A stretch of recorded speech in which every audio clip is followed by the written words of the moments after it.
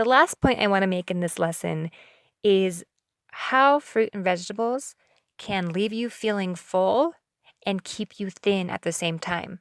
And I touched on this a bit in the first lesson, but fruits and vegetables have this amazing quality about them where they don't have a lot of calories. But that doesn't mean that they don't have a lot of substance. Like if you think of a cantaloupe, first of all, a cantaloupe is huge. It's like twice the size of a human stomach. So if you ate half of a cantaloupe for breakfast, in our minds, it seems like it wouldn't fill us up because it's just fruit and it maybe only has 20 calories, but it's the size of your stomach. So it's obviously going to fill you up, maybe not at first because it's not artificial sugar and so it won't go in your bloodstream and give you a huge energy spike right away. It's going to take maybe 20 minutes or longer for your brain to register that this is good quality nutrients. I'm getting full. I can now absorb these nutrients, and I will need to be absorbing these nutrients for like the next 3 hours, says your body, says your stomach. The more nutrients a food has, the longer it takes to digest and absorb. And so a cantaloupe, yeah, it might only have 20 calories, and you might not feel full right away, but it's going to leave you feeling satiated for the next 3 hours or 4 or maybe even 5 or who knows how long, however long your body needs to absorb those nutrients. It could be all day. And the difference between feeling full and stuffed right away with feeling satiated is satiated means you don't feel the need to eat again. You definitely don't have a hunger feeling, but you don't feel a need to eat because your body isn't asking you for any nutrients. Whereas full or stuffed, you could eat something that has no nutrients in it and maybe even a lot of sugar. And like I said, sugar goes straight to the bloodstream, gives you an energy spike to make you like kind of tricks you into thinking you're full and that you just ate a lot of food and that you have a lot of energy. And it can fill you up really quickly for like the first 20 minutes or the first hour. So like white pasta, cereal, bread, a lot of stuff made with white flour can really fill you up quickly. The problem is, an hour, 2 hours later, because there was no nutrients to begin with in that food, your body still needs nutrients. So it's going to give you a hunger signal again because it needs you to eat, but it needs you to eat something with nutrients. That's the only reason why your body gives you a hunger signal. The body does not give you a hunger signal for calories. The body doesn't care about calories. It cares about nutrients. So it's sending you a signal for nutrients. And we get it mixed up. We're the ones that think, okay, our body just wants calories. It just wants something in it. It doesn't want just anything in it because if it doesn't get nutrients, it is going to have to ask for nutrients again. Your body is so smart. It knows when it needs vitamin A. It knows when it needs zinc and iron. It knows what it needs to keep the cells and the systems functioning. And so it will ask for that specific thing, not in the voice of like, hey, I need zinc. Hey, person, I need some zinc. That would be so nice if it could just communicate that clearly to us. And we're like, oh, you need zinc? I'll just go get this. I'll go eat some spinach. It talks to us through hunger signals and through cravings. And so when we have a craving for something meaty, that means it needs carbs. And I'm going to explain what carbs are in the next lesson. Carbs are not what we think carbs are. Fruits and vegetables are carbs. So when you get a craving for something meaty, a lot of times either your body wants protein or it wants just carbs in the form of vegetables. And I'm getting a little bit off track. That's for the next lesson, which this will segue nicely into. But the point is, fruits and vegetables, they are naturally low in calories. Not all the time. For example, avocados, nuts aren't a fruit or vegetable, but nuts are really high in calories. But they have good fats, and that's why they're high in calories. And you want good fats. You want the mono and polyunsaturated fats. You don't want trans fats and saturated fats. Saturated fats are found in animal meat, which is another reason why humans just don't need animal meat that much because the white marbly fat that you see on steak and beef and stuff, that is what clogs arteries. So there are vegetables that are high in calories, but that's another reason you don't want to count calories because it's not the amount of calories that matters, it's the amount of nutrients.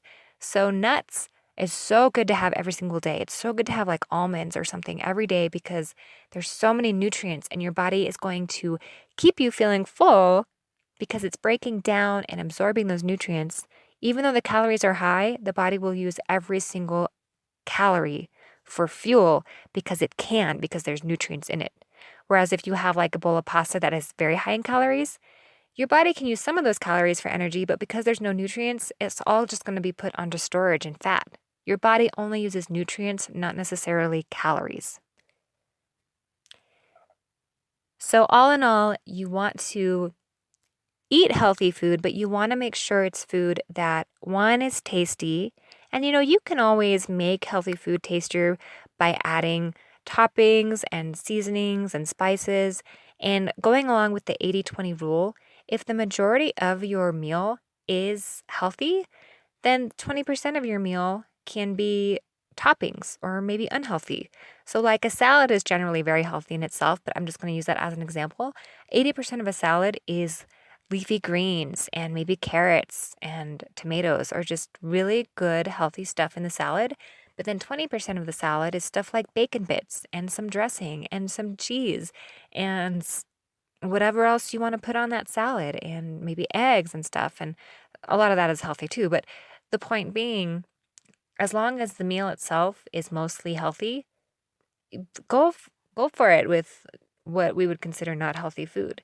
So not every single meal has to be 100% healthy. You can add stuff in like sauces or condiments or whatever to make it taste really, really good, while the base of it, the majority of it, is healthy. So, one, you want healthy food to be tasty. You want it to be food that you naturally like. If you don't like bell peppers, don't eat bell peppers, even though they're healthy. You want to stick with healthy food that you actually like so that 10 years from now, you can still be eating healthy and enjoy it. If you feel like you have to eat bell peppers to be healthy, do you think 10 years from now you're going to still be eating bell peppers? No, you're not going to be able to continue that. And that's why people can't continue diets, because diets make you restrict whole food groups that you might enjoy, and it makes you eat food like iceberg lettuce that you might not enjoy, and people just can't stick with that. So that's the second thing, is you want to be able to stick with it, so you have to choose foods that you actually like and will stick with. And if you have to make a list of vegetables that you like and experiment. And that's the third thing, is experiment until you find stuff that you like, and I guarantee you will find fruits and vegetables that you like. And I say fruits and vegetables just because they're so important, but there's other healthy food, obviously. Like I said, there's nuts, there's healthy dairy, although dairy comes from cows and we don't need animal substance that much. There's whole grains, there's good fats, there's other healthy foods, but fruits and vegetables are so nutrient dense. So that's why I keep saying fruits and vegetables, but I really just mean all healthy food. There's so many choices of healthy food out there, and your body is designed to eat that healthy food. So once you get in the habit, you will love it, you will enjoy it, you will become addicted, because it's what is made for the body. Chips are not necessarily made for the body. Junk food is not made for the body. It doesn't come from the ground. What comes from the ground is meant for human consumption. And so when you start eating healthy food, you will like it because it is the best thing for your body. For example, the squirrels with nuts, that's the best thing for their body, and they love it. The problem in our society is there's just so much fake food that we've kind of drifted away, and our taste buds have become kind of spoiled. And so when we do eat food that's meant for our body, it doesn't taste quite like the fake stuff, and so we get confused. But the real stuff is designed for your body, and you can't not like it. You might not like it now because our taste buds might be spoiled, or so many other things, or we're just chemically addicted to the stuff that they put in food, like MSG. But when you start experimenting and finding healthy foods you like and getting in the habit of eating healthy, you do love it because it's natural to love it, because it is the food made for the human body.